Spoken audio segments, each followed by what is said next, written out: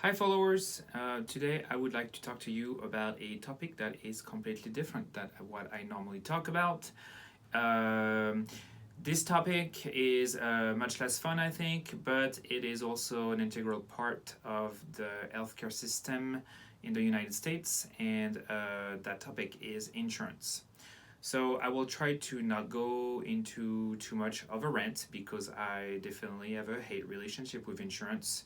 Um, I think everybody should remind themselves that insurances are a for profit business, and I will leave it at that.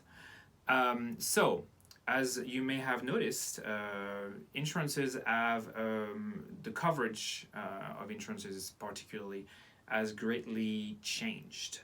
When I started my career 17 years ago, somebody could go to physical therapy.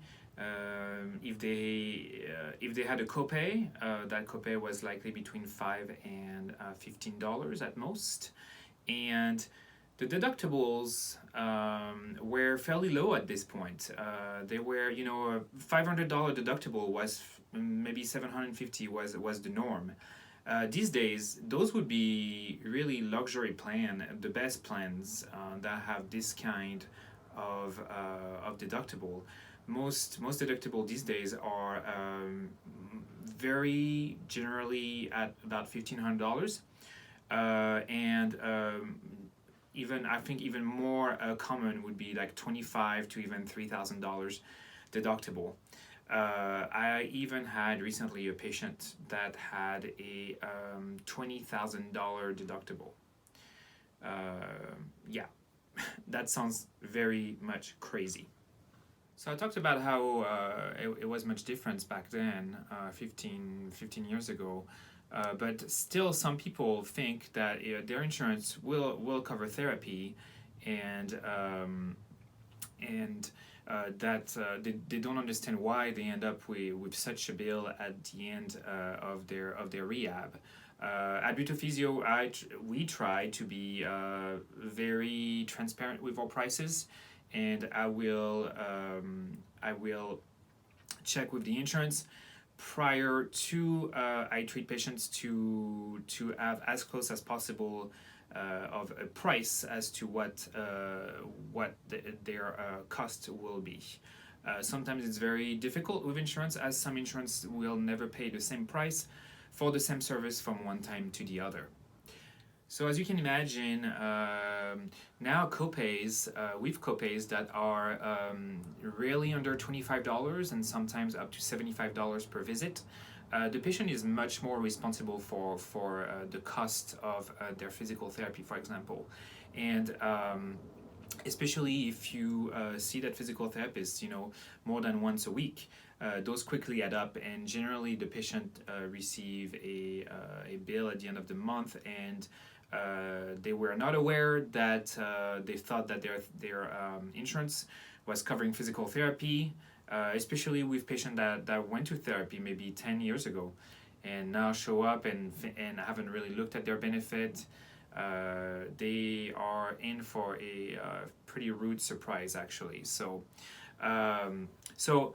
something to be aware: there is no two insurance or even two plans within the same insurance that are really the same. And just because you have an insurance with, for example, Regents.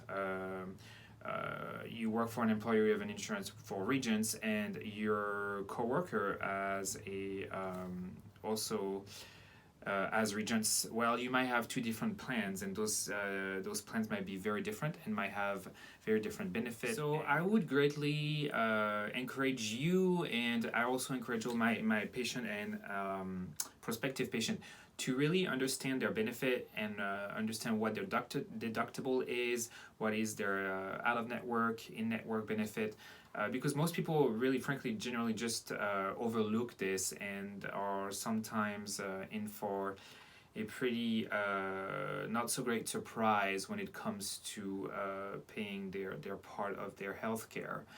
So it's something to really look into, and knowing that you could save a lot of money on your premium every month, and I think that's great if you don't have to really use your health insurance very often. But for somebody that needs medical care fairly often, or that is planning a surgery, even if you're healthy but you are planning a hip replacement, for example, or a knee replacement, and you are this is going to happen next year, I would really look into even looking at different insurance or different plan within this insurance, something that's going to be to your benefit when it comes to your benefit with physical therapy, as these have greatly decreased over the years, and patients are now responsible for a much bigger part of the bill. So I'm gonna, before giving